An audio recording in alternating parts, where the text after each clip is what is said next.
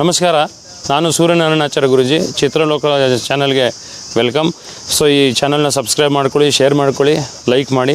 ನೋಡಿ, ನನಗೆ ಸಾಕಷ್ಟು ಸಾರಿ ಕಮೆಂಟ್ ಮಾಡಿದ್ದೀರಾ ಮತ್ತು ಸಾಕಷ್ಟು ಸಾರಿ ಕೇಳ್ತಾರೆ, ಗುರೂಜಿ ನಮಗೆ ಪೂಜೆ ಕಾಸ್ಟು ಯಾಕೆ 30,000 ಆಗುತ್ತೆ, 50,000 ಆಗುತ್ತೆ, 1,00,000 ಆಗುತ್ತೆ ಅಂತೆಲ್ಲ ಕೇಳ್ತಾರೆ.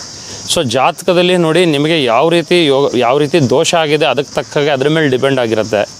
ಮೊದಲನೇದು. ಎರಡನೇದೇನಾಗುತ್ತೆ ಅಂದರೆ, ನಿಮಗೆ ಎಷ್ಟು ದೋಷ ಇದೆ, ಎಷ್ಟು ದೋಷಕ್ಕೆ ಪರಿಹಾರ ಮಾಡಬೇಕು ಅನ್ನೋದು ಎರಡನೇದು. ಆ್ಯಕ್ಚುಲಿ ನೋಡಿ, ಈಗ ಒಂದೇ ಜಾತಕದಲ್ಲಿ ನಿಮಗೆ ಒಂದು ಎಕ್ಸಾಂಪಲ್ ಕೊಡ್ತೀನಿ. ಒಂದೇ ಜಾತಕದಲ್ಲಿ 8ನೇ ಮನೆಯಲ್ಲಿ ಸೂರ್ಯ, ರಾಹು, ಕುಜ, ಅದ್ರ ಜೊತೆಗೆ ಶುಕ್ರ ಇರ್ತಾನೆ ಅಂತ ಅಂದ್ಕೊಳ್ಳಿ. ಸೊ ಸೂರ್ಯ ಶುಕ್ರನ ಅಸ್ತ ಮಾಡಿಬಿಟ್ಟಿರ್ತಾನೆ, ರಾಹು ಸೂರ್ಯನ ಗ್ರಹಣ ದೋಷ ಮಾಡ್ತಾ ಇರ್ತಾನೆ, ಕುಜ ಕೂಡ ಅಲ್ಲಿ ನೀಚ ಆಗಿ ಕೂತಿರ್ತಾನೆ. ಇಲ್ಲಿ ಎಷ್ಟು ದೋಷ ಆಯ್ತು ಹೇಳಿ? 8ನೇ ಮನೇಲಿ ಕುಜ ದೋಷ ಆಯಿತು, ಸೂರ್ಯನ ಜೊತೆ ರಾಹು ಸೇರಿಕೊಂಡಾಗ ನಿಮಗೆ ಪಿತೃದೋಷ ಆಯಿತು. ಸೊ ರಾಹು ಅದು ಮೇಷರಾಶಿಯಲ್ಲಿ ಇವ್ರಿಗೆಲ್ಲ 3 ಜನ ಕೂತ್ಕೊಂಡ್ಬಿಟ್ರೆ 4 ದೋಷ ಕೂಡ ಆಯಿತು. ಸೊ ಈಗ ಎಷ್ಟು ದೋಷ ಆಯಿತು ನೀವೇ ಲೆಕ್ಕ ಹಾಕಿ. 1, 2, 3, 4 ದೋಷ, 5 ದೋಷ ಆಗುತ್ತೆ. 5 ಈಗ ದೋಷ ಇದೆ ಅಂತ ಹೇಳಿದ್ರೆ ನಾವು 5 ದೋಷಕ್ಕೂ ಕೂಡ ಕಂಪ್ಲೀಟಾಗಿ ಪರಿಹಾರ ಮಾಡಲೇಬೇಕು. ಈಗ 5 ದೋಷಕ್ಕೆ ನಿಮ್ಗೆ ಒಳ್ಳೇದಾಗಬೇಕು ಅಂತ ಹೇಳಿದ್ರೆ ಒಂದು ಅರ್ಥ ಮಾಡ್ಕೊಳ್ಳಿ. ಸೊ ಈಗ ಎಕ್ಸಾಂಪಲ್ ನಾನು ಒಂದು ಮಾತು ಹೇಳ್ತೀನಿ. ಏನಾದರೂ ಒಂದು ರೋಗ ಬಂದು ಬೈ ಚಾನ್ಸ್ ಈಗ ಹಾಸ್ಪಿಟ್ಲಿಗೆ ಹೋದರೆ 5 ಲಕ್ಷ ಕೇಳಿದ್ರು ಕಟ್ಟಲೇಬೇಕು, 10 ಲಕ್ಷ ಕೊಟ್ಟರು ಕಟ್ಟಲೇಬೇಕು, ನಿಜನಾ? ಸೊ ಅದನ್ನು ಆಗೋದಕ್ಕಿಂತ ಮುಂಚೆ ನೀವು ದೈವದ ಮೂಲದಲ್ಲಿ ಹೋಗಿ ಇದನ್ನು ಒಂದು 50,000ನೋ 30,000ನೋ 1,00,000 ಅದಕ್ಕೆ ಏನು ನಿಮಗೆ ಖರ್ಚಾಗತ್ತೆ, ಏನು ಜಾತಕದಲ್ಲಿ ದೋಷ ಇದೆ ಅದಕ್ಕೆ ತಕ್ಕಾಗೆ ಪರಿಹಾರ ಮಾಡಿಕೊಂಡ್ರೆ ನಿಮ್ಗೆ ಅದೆಲ್ಲ ಉಳಿಯುತ್ತಲ್ವ. ಸೊ ಇದಕ್ಕೆ ನಾನು ಈ ರೀತಿ ತಿಳಿಸ್ತಾ ಇದ್ದೀನಿ. ಏನಾಗುತ್ತೆ, ನೀವು ಇಲ್ಲಿ ಉಳಿಸ್ಕೋತೀರಾ, ಎಲ್ಲಿ ವೇಸ್ಟ್ ಮಾಡ್ತೀರಾ ಅಂತ ನಾನು ನಿಮಗೆ ತಿಳಿಸ್ತಾ ಇದ್ದೀನಿ. ಸೊ ಅದಷ್ಟೇ ಅಲ್ಲದೆ ಪೂಜೆಗೆ ಏನಾಗುತ್ತೆ ಅಂತಂದರೆ ಈ ಎಲ್ಲ ದೋಷಗಳಿರುತ್ತಲ್ಲ, ಇಷ್ಟು ದೋಷ ಕಾಂಬಿನೇಷನ್ಗಳು ಕೂಡ ನಾವು ಹೋಮ ಮಾಡಲೇಬೇಕು. ಈಗ ಅದೆಲ್ಲ ನಾಗದೋಷ ಸಪ್ರೇಟ್ ಆಗುತ್ತೆ, ಪಿತೃದೋಷ ಸಪ್ರೇಟ್ ಆಗುತ್ತೆ, ಇನ್ನು ಗುರುಚಂಡಾಳ ದೋಷ ಆಗಿದ್ರೆ ಅದು ಸಪ್ರೇಟ್ ಆಗುತ್ತೆ, ಗ್ರಹಣ ದೋಷ ಆಗಿದ್ರೆ ಸಪ್ರೇಟ್ ಆಗುತ್ತೆ. ಇದೆಲ್ಲ ನಾವು ಮಾಡಿ ಕ್ಲಿಯರ್ ಮಾಡಲೇಬೇಕು. ಆವಾಗಲೇ ನಿಮ್ಮ ಲೈಫು ಚೆನ್ನಾಗಾಗ್ತಕ್ಕಂಥದ್ದು. ಒಂದು ದೋಷ ಇದ್ದರೆ ಖಂಡಿತ ಒಂದು ದೋಷ ಇದೆ, ಅದಕ್ಕೇನು ಪರಿಹಾರ ಮಾಡ್ಕೊಳ್ಳಿ ಅಂತ ಮಾಡಿಸಿ ಕಳಿಸಿದ್ದೀನಿ ಸಾಕಷ್ಟು ಜನಕ್ಕೆ. 2 ದೋಷ ಇದ್ದರೆ 2 ದೋಷ ಇದೆ ಅಂತ ಹೇಳಿದ್ದೀವಿ, 2 ದೋಷಕ್ಕೆ ಪರಿಹಾರ ಮಾಡಿಸಿದ್ದೀವಿ. ಸೊ ಇದಷ್ಟೇ ಅಲ್ಲದೆ ನಿಮಗೆ ಅಲ್ಲಿ ಖರ್ಚು ಏನಾಗುತ್ತೆ ಅಂತ ಹೇಳ್ತೀನಿ. ಅಲ್ಲಿ ಒಂದು ತೋಟ ಇದೆ, ನಾನು ಮಾಡ್ತಕ್ಕಂಥ ಪೂಜೆ ಶ್ರೀರಂಗಪಟ್ಟಣದಲ್ಲಿ ರವಿ ತೋಟದಲ್ಲಿ ನಾನು ಮಾಡ್ತಕ್ಕಂಥದ್ದು. ರವಿಯವರು ನಮ್ಮ ಸ್ನೇಹಿತರು ಹೇಳಬೇಕು ಅಂತ ಹೇಳಿದ್ರೆ. ಸೊ ಅವರ ತೋಟದಲ್ಲಿ ನಾನು ರೂಮ್ ತೊಗೊಂಡು ಮಾಡೋಕ್ಕೆ ಅಲ್ಲಿಗೆ ನಾನು ಬಾಡಿಗೆ ಕಟ್ಟಬೇಕಾಗತ್ತೆ. ರೂಮ್ ಚಾರ್ಜಸ್ ಇರುತ್ತೆ, ಕ್ಲೀನಿಂಗ್ ಚಾರ್ಜಸ್ ಇರುತ್ತೆ, ಕ್ಲೀನಿಂಗ್ ಅವ್ರಿಗೆ ನಾನು ಪೇ ಮಾಡಬೇಕು. ಅದ್ರ ಜೊತೆಗೆ ನನ್ನ ಶಿಷ್ಯಂದ್ರ ಸಂಭಾವನೆ, ನನ್ನ ಸಂಭಾವನೆ, ಅದಷ್ಟೇ ಅಲ್ಲದೆ ಇವಾಗ ನಾಗದೋಷ ಅಂತ ಅಂದ್ಕೊಳ್ಳಿ. ಈಗ ನಾಗದೋಷಕ್ಕೆ ನಾನು ಮಂಡಲನ ಹಾಕ್ಸ್ಬೇಕು, ಮಂಡಲದವ್ರಿಗೂ ನಾನು ಕೊಡಲೇಬೇಕಾಗತ್ತೆ, ಚಾರ್ಜಸ್ ಆಗುತ್ತೆ. ಅದಷ್ಟೇ ಅಲ್ಲದೆ ಹೋಮ ಮಾಡಬೇಕಾಗತ್ತೆ, ಯಜ್ಞಯಾಗದಿಗಳಿಗೆ ಪದಾರ್ಥಗಳು ಬೇಕಾಗತ್ತೆ. ಸೊ ಇಷ್ಟೆಲ್ಲ ಕ್ಯಾಲ್ಕುಲೇಷನ್ ಮಾಡ್ಕೊಳ್ಳಿ. ಮಾಡಿಕೊಂಡಾಗ ಆ್ಯಂಡ್ ಯಾವ ರೀತಿ ದೋಷ ಇದೆ ಅದಕ್ಕೆ ಎಷ್ಟು ಸಾರಿ ಮಂತ್ರ ಜಪ ಮಾಡಿ ನಾವು ಮಾಡಬೇಕು, ಅದಕ್ಕೆ ಜಪ ಮಾಡಬೇಕಾ, ಜಪ ಮಾಡಬಾರ್ದಾ, ಹಾಗೆ ಹೋಮ ಮಾಡ್ಬೋದಾ, ಇದೆಲ್ಲ ಮಾಡಬೇಕಾ ಅನ್ನೋದಕ್ಕೆ ಇಷ್ಟು ಕೂಡ ಸೇರಿ ಇದಾಗುತ್ತೆ, ಖರ್ಚಾಗತ್ತೆ. ಇದೆಲ್ಲ ಖರ್ಚು ಏನೇ ನಾನು ಚಾರ್ಜಸ್ ಮಾಡಿದ್ರು ಕೂಡ ಎಲ್ಲ ಖರ್ಚು ನಂದೇ. ನೀವೇನು ಕೊಡ್ತೀರಾ ಅದರಲ್ಲಿ ಎಲ್ಲ ಇನ್ಕ್ಲೂಡ್ ಆಗಿರುತ್ತೆ. ಸೊ ಅದು ಬಿಟ್ಟು ನಾವು ಎಕ್ಸ್ಟ್ರಾ ಅಲ್ಲೇನು ತೊಗೊಳ್ಳೋದಿಲ್ಲ. ಏನು ನಾವು ಕೇಳಿರ್ತೀವಿ ಅಷ್ಟೇ ತೊಗೊಳ್ತಕ್ಕಂಥದ್ದು ಅಂತ ನಾನು ನಿಮಗೆ ತಿಳಿಸ್ಕೊಡ್ತಾ ಇದ್ದೀನಿ. ಯಾಕಂದರೆ ಸಾಕಷ್ಟು ಜನ ನನಗೆ ಇದು ಕೇಳಿದ್ದೀರ, 50,000, 30,000, 1,00,000 ಏನಕ್ಕೆ ಗುರೂಜಿ ಅಂತ. ಎಷ್ಟು ದೋಷ ಇದೆ ಅಷ್ಟು ದೋಷಕ್ಕೆ ತಕ್ಕಂಗೆ ನಾನು ದುಡ್ಡು ಹೇಳಿದ್ದೀನಿ, ಆ ದೋಷಕ್ಕೆ ತಕ್ಕಂಗೆ ಪರಿಹಾರ ಮಾಡಿಕೊಟ್ಟಿದ್ದೀನಿ. ಇಲ್ಲಿವರೆಗೂ ನಾನು ಮಾಡಿರ್ತಕ್ಕಂಥ 1,000 ಪೂಜೆ ಮೇಲೆ ಮಾಡಿದ್ದೀನಿ. ಸಕ್ಸಸ್ಫುಲ್ಲಾಗಿ ನನ್ನ ಕಸ್ಟಮರ್ಗಳೆಲ್ಲ ತುಂಬ ಚೆನ್ನಾಗಿದ್ದಾರೆ, ಎಲ್ಲರೂ ಅನುಕೂಲವಾದಂಥ ಒಂದು ಪರಿಸ್ಥಿತಿಲೇ ಇದ್ದಾರೆ ಅಂತ ನಾನು ನಿಮಗೆ ತಿಳಿಸ್ಕೊಡ್ತೀನಿ. ಅದನ್ನು ಯಾವುದೇ ಒಂದು ಹೋಮ ಮಾಡಿದ್ರೂ ಕೂಡ 48 ದಿನ ಕಾಲಾವಕಾಶ ಬೇಕಾಗತ್ತೆ. ನೋಡಿ, ಯಾಕೆ 48 ದಿನ ಅದನ್ನು ಹೇಳ್ತೀನಿ. ಈಗ 48 ದಿನ ಏನಕ್ಕಾಗತ್ತೆ ಅಂತ ಹೇಳ್ತೀನಿ. 48 ಡೇಸ್ ಯಾಕೆ ಅಂತ ಹೇಳಿದ್ರೆ 12 ರಾಶಿ ಇದೆ, 9 ನವಗ್ರಹಗಳಿದೆ, 27 ನಕ್ಷತ್ರ ಇದೆ. 3 ಆ್ಯಡ್ ಮಾಡಿದ್ರೆ 48 ಬರುತ್ತೆ. ಒಂದು ಮಂಡಲ ಅಂತ ಹೇಳ್ತೀವಿ. 48 ಡೇಸ್ ನಾವು ಯಾವುದೇ ಪೂಜೆ ಮಾಡಿದ್ರು 48 ಡೇಸ್ ಒಳಗಡೆ, 48 ಡೇಸ್ ಹೊರಗಡೆ ನಿಮಗೆ ಒಳಿತು ಕಾಣ್ತಾ ಹೋಗ್ತೀರಾ. ನೋಡಿ, ಜೊತೆಗೆ ಇದಷ್ಟೇ ಅಲ್ಲದೆ ಪೂಜೆಯಲ್ಲಿ ಇನ್ನೇನಾಗುತ್ತೆ ಅಂತ ಹೇಳಿದ್ರೆ, ಈಗ ನಾವು ಮಾಡ್ತಕ್ಕಂಥದ್ರಲ್ಲಿ ತುಂಬಾ ಚೇಂಜಸ್ ಇದೆ. ಯಾವ ರೀತಿ ಅಂತ ಹೇಳಿದ್ರೆ, ನಾರ್ಮಲ್ ಏನು ಮಾಡ್ತಾರೆ ಆ ರೀತಿ ನಾವು ಹೋಮನ ಮಾಡೋದಿಲ್ಲ. ಆಗಮ ಆಗಿರಬೇಕು. ಆಗಮ ಅಂತ ಹೇಳಿದ್ರೆ 3 ಥರ ಆಗಮ ಇದೆ.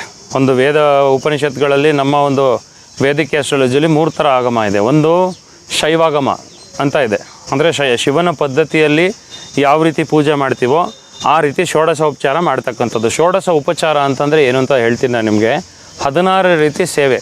ಒಂದು ಪುಣ್ಯಾವನೆ ಆಗಿರ್ಬೋದು, ಒಂದು ಕಳಶಾರಾಧನೆ ಆಗಿರ್ಬೋದು, ಒಂದು ಗಣಪತಿಗೆ ದೀಪಾರಾಧನೆ ಆಗಿರ್ಬೋದು, ಆಮೇಲೆ ನಾವೇನು ಮಾಡ್ತೀವಿ ಅಂತ ಹೇಳಿದ್ರೆ ಇದಷ್ಟೇ ಅಲ್ಲದೆ ನವಗ್ರಹ ಆರಾಧನೆ ಇರುತ್ತೆ. ಮತ್ತು ಸೇವೆಗಳಿರುತ್ತೆ, ಅದಕ್ಕೆ ತಕ್ಕಾಗ ಹೋಮಗಳಿರುತ್ತೆ, ಪುರುಷ ಸೂಕ್ತ ಮಂತ್ರಗಳು ಹೇಳಬೇಕು. ಸೊ ಇದೆಲ್ಲ ಮಾಡ್ತಕ್ಕಂಥದ್ದು ಒಂದು ನಾವು ಇದಂತ ಹೇಳ್ತೀವಿ. ಏನಂತ ಹೇಳ್ತೀವಿ ಅಂತಂದರೆ ಒಂದು ಪ್ರೊಸೀಜರು, ಆಗಮ ಅಂತ ಹೇಳ್ತೀವಿ. ಆಗಮ ಅಂತ ಹೇಳಿದ್ರೆ ಯೂನಿವರ್ಸಿಟಿಯಿಂದ ಸರ್ಟಿಫೈ ಆಗಿರಬೇಕು. ಅಂದರೆ ಇವರು ಷೋಡಶೋಪಚಾರ ಮಾಡೋದಕ್ಕೆ ಅರ್ಹ, ಇವರು ಆಗಮ ಕಲ್ತಿದ್ದಾರೆ, ಮಂತ್ರಗಳು ಸ್ಪಷ್ಟವಾಗಿ ಬರುತ್ತೆ ಅಂತ ಕ್ಯಾಲ್ಕುಲೇಷನು. ಸೊ ಆಗಮ ಆಗಿಲ್ಲದೆ ಇರೋರು ಮಾಡಿದ್ರೆ ಏನಾಗುತ್ತೆ ಅಂತ ಹೇಳ್ತೀನಿ ನೋಡಿ. ಫಸ್ಟ್ ಆಫ್ ಆಲ್ ಇದನ್ನು ಮಾಡಬೇಕಾಗಿರ್ತಕ್ಕಂಥದ್ದು ಬ್ರಾಹ್ಮಣರು. ಒಂದು, ಯಾಕೆ ಬ್ರಾಹ್ಮಣರೇ ಮಾಡಬೇಕು? ಬ್ರಹ್ಮತತ್ವವನ್ನು ಅರಿತವರು ಬ್ರಾಹ್ಮಣರು ಅಂತ ನಿಮಗೆ ಸಹಜವಾಗಿ ಗೊತ್ತು. ಬ್ರಹ್ಮತತ್ವ ಅಂದರೆ ಬ್ರಹ್ಮಜ್ಞಾನ, ವೇದ ಉಪನಿಷತ್ಗಳು, ಮಂತ್ರ ಇದೆಲ್ಲ. ಸೊ ಬ್ರಾಹ್ಮಣರು ಏನಕ್ಕೆ ಮಾಡ್ತಾರೆ? ಬ್ರಾಹ್ಮಣರು ಮಾಡಿದ್ರೆ ನಿಮಗೆ ಪಾಪಗಳು ಪರಿಹಾರ ಆಗ್ತವೆ. ನಾರ್ಮಲಾಗಿ ಮಾಡಿದ್ರೆ, ನಾರ್ಮಲಾಗಿ ಯಾರೋ ಒಂದು ವಿದ್ಯೆ ಕಲ್ತ್ಕೊಂಡು ಮಾಡಿದ್ರೆ ಅದು ನಡೆಯಲ್ಲ. ಯಾಕೆ ಅಂತ ಹೇಳ್ತೀನಿ. ನಿಮಗೆ ಸಂಧ್ಯಾ ವಂದನೆ ಮಾಡಿರಬೇಕು, ಗಾಯತ್ರಿ ಜಪ ಮಾಡಿರಬೇಕು. ಗಾಯತ್ರಿ ಜಪ, ಸಂಧ್ಯಾ ವಂದನೆ ಇದೆಲ್ಲ ಮಾಡ್ದೇ ಡೈರೆಕ್ಟಾಗಿ ಅವರು ಒಂದು ಹೋಮ ಮಾಡ್ತೀನಿ, ಯಾರ ಹತ್ರನೋ ಕಲ್ತ್ಕೊಂಡ್ರು, ಆಗಮ ಆಗಿಲ್ಲ, ಏನೋ ಒಂದು ಪ್ರೊಸೀಜರಲ್ಲಿ ಮಾಡ್ತೀನಿ ಅಂದರೆ ಖಂಡಿತ ಹೋಮ ಸಲ್ಲೋದಿಲ್ಲ. ನಿಮಗೇನಾಗುತ್ತೆ, ಮಾಡಿಸಿರೋದು ಕಂಪ್ಲೀಟಾಗಿ ವೇಸ್ಟ್ ಆಗುತ್ತೆ. ನೀವು ಅಲ್ಲೇನೋ ಮಾಡಿದ್ರು ಪೂಜೆ ಮುಗ್ದಿದೆ ಅಂತೀರ, ರಿಸಲ್ಟ್ಸ್ ಅಂತೂ ಬರೋದಿಲ್ಲ. ರಿಸಲ್ಟ್ಸ್ ಬರೋದಕ್ಕೆ ಏನು ಕಾರಣ? ಮೇನ್ ಕಾರಣ ಅಂತ ಹೇಳ್ತೀನಿ ನೋಡಿ. ನಿಮ್ಮ ಮನೆ ದೇವರು ಶಿವ ಆಗಿದ್ದರೆ ಶೈವಾಗಮದಲ್ಲೇ ಹೋಮ ಮಾಡಬೇಕು.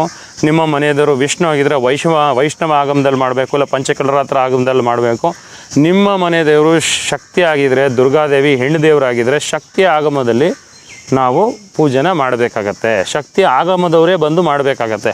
ನಾನು ನನ್ನ ಶಿಷ್ಯಂದ್ರ ಸಂಭಾವನೆ ಕೂಡ ಹಾಗೆ ಇರುತ್ತೆ. ಆಗಮ ಆಗಿರೋರು ಯೂಶಲ್ ಆಗಿ ಸಂಭಾವನೆ ಕಮ್ಮಿ ತೊಗೊಳ್ಳಲ್ಲ, ಆಗಮ ಆಗಿರೋರು ಸಂಭಾವನೆಗಳನ್ನ ಜಾಸ್ತಿ ತೊಗೋತಾರೆ. ನಾನು ನನ್ನ ಶಿಷ್ಯಂದರು ಕ್ಯಾಲ್ಕುಲೇಷನ್ ಮಾಡಿಕೊಂಡ್ರೆ ಸಂಭಾವನೆ ಜಾಸ್ತಿ ಆಗುತ್ತೆ. ಅದಷ್ಟೇ ಅಲ್ಲದೆ ಹೋಮ ಯಾವಾಗ ಸಕ್ಸಸ್ ಆಗುತ್ತೆ ಅಂತ ಹೇಳ್ಕೊಡ್ತೀನಿ ನಾನು ನಿಮಗೆ. ಇದ್ರ ಜೊತೆಗೆ ಇನ್ನೇನಾಗುತ್ತೆ ಅಂತ ಹೇಳಿದ್ರೆ, ಈಗ ಒಂದೊಂದು ಗ್ರಹಗಳಿಗೆ ಒಂದೊಂದು ಸಮಿತ್ ಅಂತ ಇದೆ. ಆ್ಯಕ್ಚುಲಿ ಶನಿ ಗ್ರಹಕ್ಕೆ ಒಂದು ಸಮಿತಿ ಇದೆ, ಬುಧ ಗ್ರಹಕ್ಕೆ ಒಂದು ಸಮಿತಿ ಇದೆ, ಸೂರ್ಯ ಗ್ರಹಕ್ಕೆ ಒಂದು ಸಮಿತಿ ಇದೆ. ಸಮಿತ್ನ ಹಾಕದೇ ಹೋಮ ಮಾಡಿದ್ರೆ ಯಾವುದೇ ಕಾರಣಕ್ಕೂ ಆ ಗ್ರಹಕ್ಕೆ ಸಲ್ಲೋದೇ ಇಲ್ಲ, ಆ ಗ್ರಹ ಶಾಂತಿನೇ ಆಗೋದಿಲ್ಲ. ನೀವು ಸುಮ್ಮನೆ ಹೋಮ ಮಾಡಿಸ್ತೀರಾ, ಏನೋ ಒಂದು ಹೋಮ ಮಾಡಿದ್ರು ಶಾಂತಿ ಆಯಿತು ಅಂತ ಅನ್ಕೋಗ್ತೀರಾ, ಅದು ಕ್ಲಿಯರ್ ಆಗೇ ಇರಲ್ಲ, ನಿಮಗೆ ರಿಸಲ್ಟ್ಸೇ ಬಂದಿರಲ್ಲ. ನೋಡಿ, ಎಲ್ಲ ಕೂಡ ನಾನು ನಿಮ್ಗೆ ಏನಂತ ಹೇಳ್ತೀನಿ ಅಂದರೆ, ಒಂದು ಪರ್ಫೆಕ್ಟಾಗಿ ಹೋಮ ಮಾಡಬೇಕು ಅಂತಂದರೆ ಫಸ್ಟು ಆಗಮನ ಫಾಲೋ ಮಾಡಬೇಕು, ಆಗಮ ಆಗಿರೋರು ಮಾಡಬೇಕು. ನಿಮ್ಮ ಮನೆದೇವ್ರು ಯಾವ ಒಂದು ಮನೆದೇವ್ರಾಗಿದೆ ಅದ್ರ ತಕ್ಕಂಗೆ ಹೋಮ ಮಾಡಬೇಕು, ಮೊದಲನೇ ವಿಚಾರ. ಎರಡನೇದೇನಪ್ಪ ಅಂತ ಹೇಳಿದ್ರೆ, ನಾನು ನನ್ನ ಶಿಷ್ಯಂದರು ಆಗಮ ಆಗಿರೋರೇ ಬರ್ತಕ್ಕಂಥದ್ದು, ಆಗಮ ಇಲ್ಲದೆ ನಾವು ಇದು ಮಾಡ್ತಕ್ಕಂಥದ್ದೆಲ್ಲ. ಗಾಯತ್ರಿ ಜಪ ಮತ್ತು ಸಂಧ್ಯಾವಂದನೆ ಮಾಡಿರೋ ಬ್ರಾಹ್ಮಣರೇ ಬಂದು ಮಾಡ್ತಕ್ಕಂಥದ್ದು, ಬೇರೆ ಯಾರೂ ಬರೋದಿಲ್ಲ. ಭಾರದ್ವಾಜ ಗೋತ್ರ ಅಂಥವ್ರು ಅದೇ ಬರೋದು, ಆ್ಯಕ್ಚುಲಿ ಅಂಥವರೇ ಬರ್ತಾರೆ ಆ್ಯಕ್ಚುಲಿ. ಸೊ ಅದ್ರ ಜೊತೆಗೆ ನಾನು ನಿಮ್ಗೆ ಇನ್ನೊಂದು ಏನಂತ ಹೇಳ್ತೀನಿ ಅಂದರೆ, ಇಷ್ಟೆಲ್ಲ ಆಗಿ ಈಗ ಸಮಿತಿಗಳನ್ನ ಬೇರೆ, ಈಗ ನೋಡಿ ಒಂದು ಬ್ಲ್ಯಾಕ್ ಮ್ಯಾಜಿಕ್ ಇದೆ. ಬ್ಲ್ಯಾಕ್ ಮ್ಯಾಜಿಕ್ಕು ಕೂಡ ಒಂದು, ಅವರು ಸುಮ್ಮನೆ ಏನೋ ಬ್ಲ್ಯಾಕ್ ಮ್ಯಾಜಿಕ್ ಮಾಡ್ತಾರೆ ಅಂತ ಮಾಡೋಕ್ಕಾಗಲ್ಲ. ಏನೋ ಒಂದು ಕೂದಲು ತೊಗೊಂಡು ಏನೋ ಒಂದು ಉಗುರು ತೊಗೊಂಡು ಮಾಡಿದ್ರು ಅಂತ ಮಾಡೋಕ್ಕಾಗಲ್ಲ. ಅದಕ್ಕೆ ತಕ್ಕಾಗೆ ಕೆಟ್ಟ ಬೇರುಗಳಿದೆ, ಕೆಟ್ಟ ಬೇರು, ಮರದ ಬೇರುಗಳಿದೆ ಕೆಟ್ಟದ್ದು. ಅದನ್ನು ಹಾಕಿದ್ರೇ ಅದು ಬ್ಲ್ಯಾಕ್ ಮ್ಯಾಜಿಕ್ ಆಗೋದು, ಅದು ತಟ್ಟೋದು ಬ್ಲ್ಯಾಕ್ ಮ್ಯಾಜಿಕ್ ಅವ್ರಿಗೆ ಎಫೆಕ್ಟಿವ್ ಆಗಿ ಹೊಡೆಯೋದು. ಅದೇ ಬ್ಲ್ಯಾಕ್ ಮ್ಯಾಜಿಕ್ನ ತೆಗಿಬೇಕು ಅಂತಂದರೂ ಕೂಡ ನಾವು ಕೆಲವೊಂದು ಬೇರುಗಳನ್ನ ಹಾಕಿ ಮಾಡಬೇಕಾಗತ್ತೆ. ನಾಗದೋಷಕ್ಕೂ ಬೇರೆ ಬೇರುಗಳಿದೆ, ಅದನ್ನು ಹಾಕಿ ಹೋಮ ಮಾಡಬೇಕಾಗತ್ತೆ. ಇದನ್ನು ಬೇರೆಯವ್ರು ಮಾಡೋದಿಲ್ಲ, ಕೆಲವಷ್ಟು ಜನಗಳಿಗೆ ಗೊತ್ತೇ ಇಲ್ಲ. ಸುಮ್ಮನೆ ಬ್ಲೈಂಡಾಗಿ ಹೋಮ ಮಾಡಬಾರ್ದು. ಸೊ ಇದು ಇಷ್ಟೆಲ್ಲ ರೂಲ್ಸ್ನ ಫಾಲೋ ಮಾಡಬೇಕು. ಅದ್ರ ತಕ್ಕಾಗ ಅದಕ್ಕೆ ಬೇರುಗಳಿರುತ್ತೆ, ನಾಗಬುತ್ತಳೆ ಅಂತೆಲ್ಲ ಬೇರೆ ಬೇರೆ ಇದೆಲ್ಲ ಇರುತ್ತೆ. ಅದನ್ನೆಲ್ಲ ತಂದು ನಾವೆಲ್ಲ ಅದನ್ನು ಇಟ್ಟು ಅದ್ರ ಜೊತೆಗೆ ಅದರ ಬೇರುಗಳನ್ನೆಲ್ಲ ಸಂಬಂಧಪಟ್ಟಿರ್ತಕ್ಕಂಥದ್ದು ಹಾಕಿ ಹೋಮ ಮಾಡಬೇಕಾಗತ್ತೆ. ಇದನ್ನು ಬೇರುಗಳನ್ನ ಹಾಕಿ ಹೋಮ ಮಾಡಿದೆ, ಆಗಮ ಆಗಿಲ್ದವ್ರು ಬಂದು ಮಾಡಿದ್ದು. ಜೊತೆಗೆ ನಾರ್ಮಲಾಗಿ ಏನೋ ಒಂದು ಸುಮ್ಮನೆ ಮಂತ್ರಗಳನ್ನ, ನವಗ್ರಹಗಳನ್ನ ಮಂತ್ರಗಳನ್ನ ಹೇಳ್ಬಿಟ್ಟು ಹೋಗೋದಾಗೋದಿಲ್ಲ. ಪುರುಷ ಸೂಕ್ತ ಮಂತ್ರಗಳನ್ನ ಹೇಳಬೇಕು, ಅದಕ್ಕೆ ತಕ್ಕಾಗೆ ದ್ರವ್ಯಗಳನ್ನ ಹೇಳಬೇಕು. ಸೊ ಇದೆಲ್ಲ ಕ್ಯಾಲ್ಕುಲೇಷನ್ ಹಾಕ್ಕೊಂಡ್ರೆ ತುಂಬ ಕಾಂಪ್ಲಿಕೇಟೆಡ್ ಪ್ರೊಸೀಜರು. ನಿಮಗೆ ನಾರ್ಮಲಾಗಿ ಕಂಡು ಹೋಮ ಮಾಡೋದು ಅಂತಂದರೆ ಅದು ಅಷ್ಟು ಸುಲಭ ಅಲ್ಲ. ಇದೆಲ್ಲ ಹಾಕಿ ನಾವು ಪರ್ಫೆಕ್ಟಾಗಿ ಮಾಡಿದ್ರೇ ಖಂಡಿತ ನಿಮ್ಮ ಒಂದು ಏನು ಹೋಮ ಮಾಡ್ತೀವಿ ನಾವು, ನಿಮಗೆ ದೋಷ ಏನಿದೆ ಅದು ಕ್ಲಿಯರ್ ಆಗೋಗುತ್ತೆ.